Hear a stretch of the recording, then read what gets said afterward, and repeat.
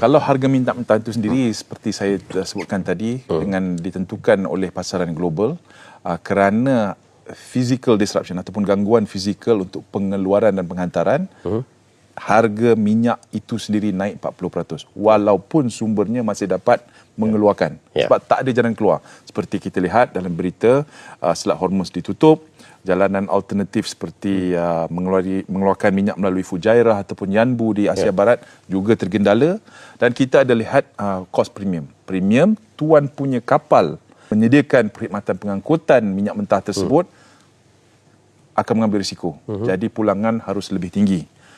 Premium insurance pula, mereka yang sebab nilai kargo ni besar dengan bertambahnya nilai minyak mentah. Kos premium ini kerana melalui designated conflict area ataupun kawasan yang telah dikenal pasti konflik, naik sampai 330% harga insurans premium tu. Dengan adanya fenomena ini, sebelum sampai lagi ke Malaysia, mungkin ada yang perlu penjelasan ni. Harga yang kita lihat mungkin di skrin-skrin yang mencerminkan keadaan pasaran bukan harga terakhir.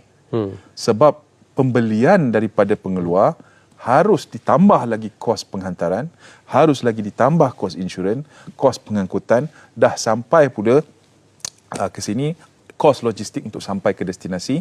Jadi mungkin physical delivery ataupun penghantaran delivery harga mungkin 100 tapi ada tambahan $10 atau $15 lagi sebelum sampai ke tempat untuk pemprosesan.